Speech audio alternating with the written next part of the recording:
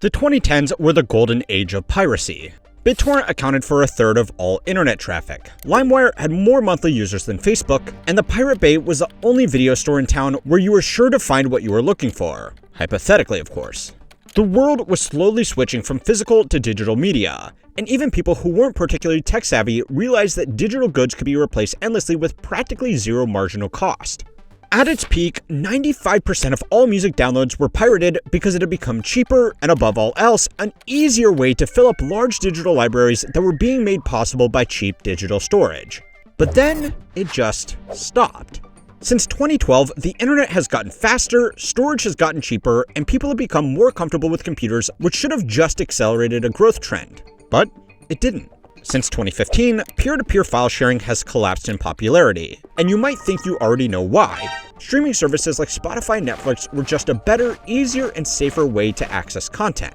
And now, as these services have become markedly worse and simultaneously more expensive, piracy is making a comeback. It seems pretty simple, right? The only problem is that's not the whole story. Realistically, these companies knew this day would come. It was just really important that they could pretend it wouldn't.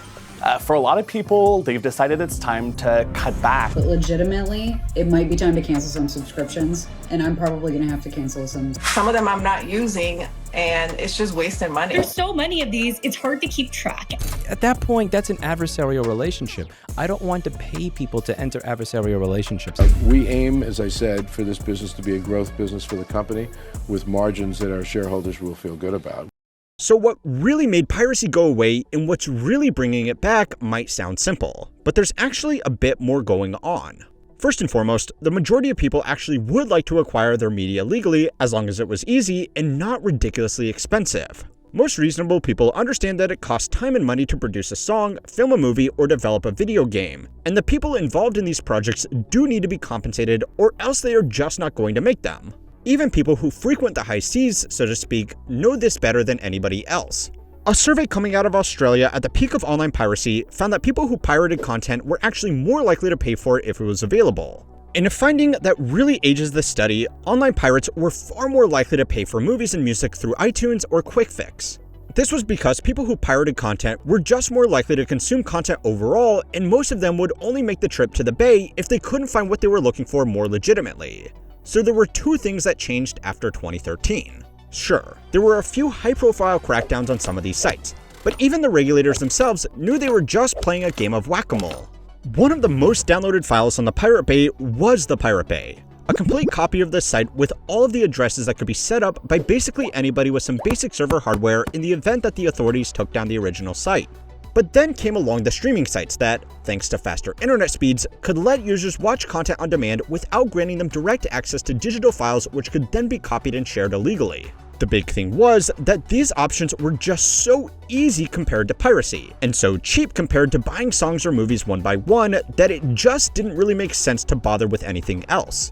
Nowadays, that's clearly changed. There are dozens of streaming services that are each getting more and more expensive every year. The movies and shows that you watch are being split up over different providers. The services themselves are getting worse by introducing ads and pushing less relevant content. And on top of all of that, it's just not that easy anymore. Even individual TV shows have certain seasons split up over different streaming services, and the first step in sitting down to watch a movie these days is to Google what streaming service has the 1984 release of Gremlins, and if you're unlucky, what streaming service plus what VPN combo will get you the movie you want to watch. If you're already going through all that effort, it gets really tempting to just replace streaming services with your port of choice, because in most cases, it will just be easier. So yeah, streaming services were cheap and easy, which killed the need for piracy. But then they slowly became expensive and terrible, which brought it back. Pretty straightforward, right? Wrong. It's easy to write this whole thing off as just dumb companies being needlessly greedy to their own peril. And while that's definitely part of the problem, there is a lot more to it than that. Music streaming by comparison is decent. There are multiple services, but almost all of them have almost all of the music that you would possibly be looking for.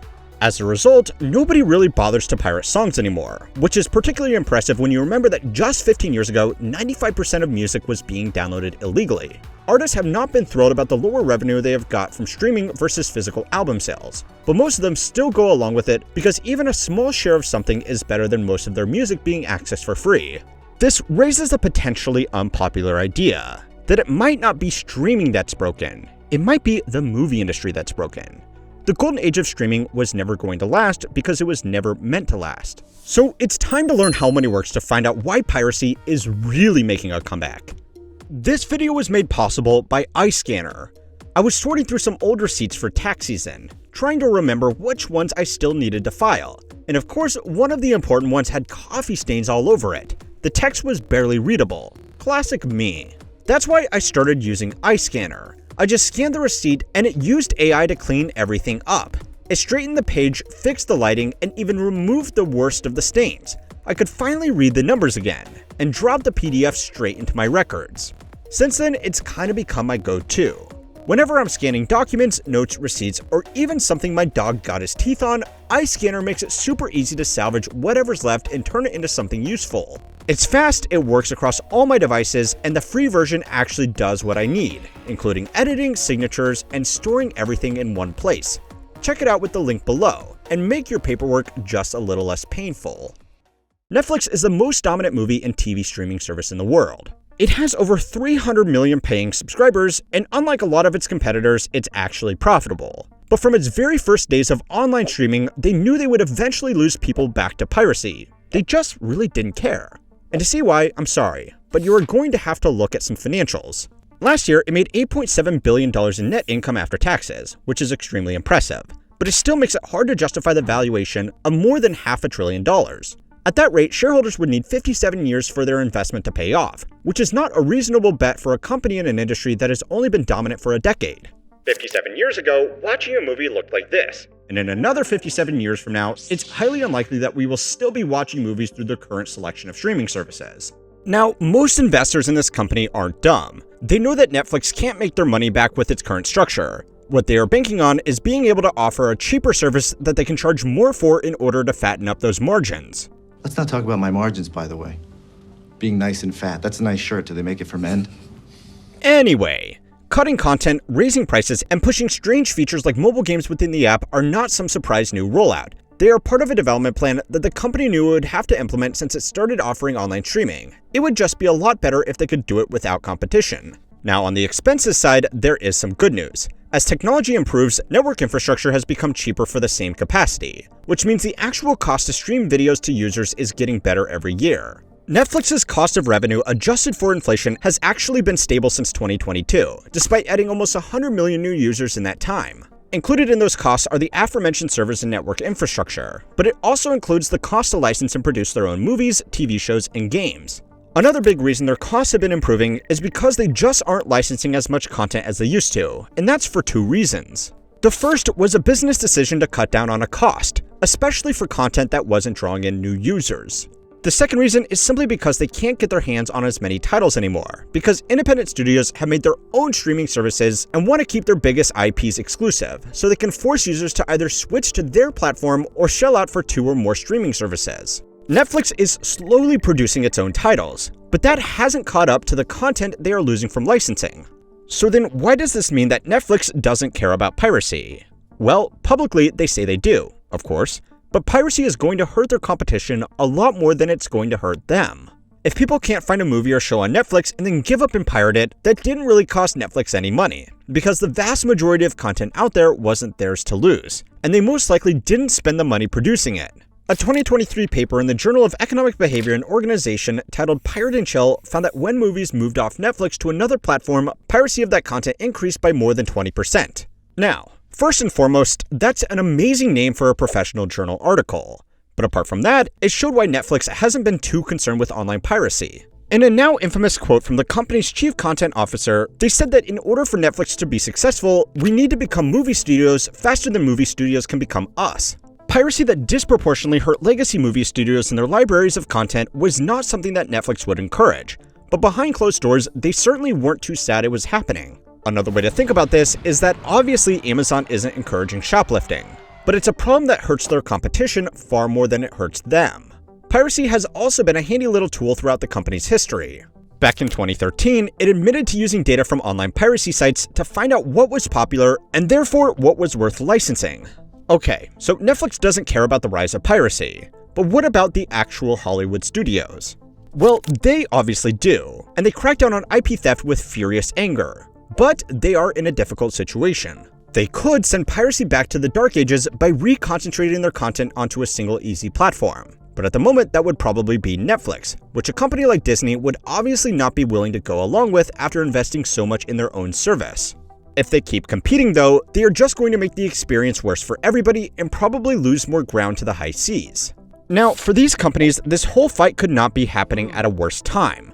There is a reason why music studios were able to play nice and make their content available just about anywhere while movie studios were fighting to the death. Music is simply much cheaper to produce, and there are far more sources of alternative revenue beyond just directly selling a song or an album. Artists don't make as much from streaming as they would from a physical album sale, but they can make it up in tours, merchandising, and other licensing deals. On the flip side, movies have largely been getting more expensive to produce, while cinema attendance has never fully recovered from its dip during COVID. Ironically, one of the biggest theater releases of the past 5 years was actually for a music studio with the cinema release of Taylor Swift's Eras Tour. In the past, poor box offices wouldn't matter as much, because mid-budget movies could make a lot of their money back through DVD sales. But obviously, that's not really a thing anymore, so studios have put even more effort into pushing their streaming services to eventually make back the difference. It's a bold strategy, and there are hundreds of billions of dollars in market cap at stake, so executives really want to pretend that eventually it'll work out. But if it doesn't, there are some lessons to be learned from the music industry which didn't beat piracy. It just made it unnecessary. The first is that movies have simply become too expensive for the current market. Studios have recognized that people are only going to the movies for special occasion releases these days because it's expensive, the theater experience isn't that good anymore, and people can just wait a month and watch it for free on one of the streaming services that they were already paying for. Instead of making the whole thing cheaper and putting less of their eggs in a single basket, they have doubled down on producing mega blockbusters. Of the 20 most expensive movies ever made, 19 of them came out in the last 10 years after streaming was already mainstream. These figures also only count the production budget, not the marketing budget. And on the revenue side, the box office doesn't include the share paid out to movie theaters. With even extremely generous estimates of those arrangements, only about half of these releases made their money back. And some in particular, like the Marvel's Snow White, Dial of Destiny, and the latest Mission Impossible movie, are shaping up to be catastrophic losses. So far, studios have been able to justify these flagship productions to their investors by talking about their IP value, which can later be extracted by bringing in customers to their streaming platforms. But that isn't really happening. Customers who join because they want to watch a single movie didn't tend to stay subscribed for very long compared to those who enjoy a deeper library of mid-budget movies or TV shows. I don't know about you, but I tend to take my subscription to whatever streaming service is hosting The Office this month. These huge productions also put more strain on the business as these losses have to be made up somewhere, and that is more often than not increased prices, more ads, and worse overall service. Now, I would forgive you for not feeling too sorry for Hollywood studio executives, but they are really in a no-win situation here. The harder they push back against the changing media landscape, the harder they push people towards the high seas. So anyway, now might be a good time to shamelessly plug that these videos are being made available ad-free on Spotify. So if you would prefer to listen in or watch it over there, I have left a link in the description.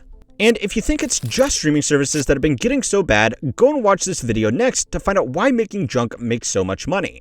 And don't forget to like and subscribe to keep on learning how money works.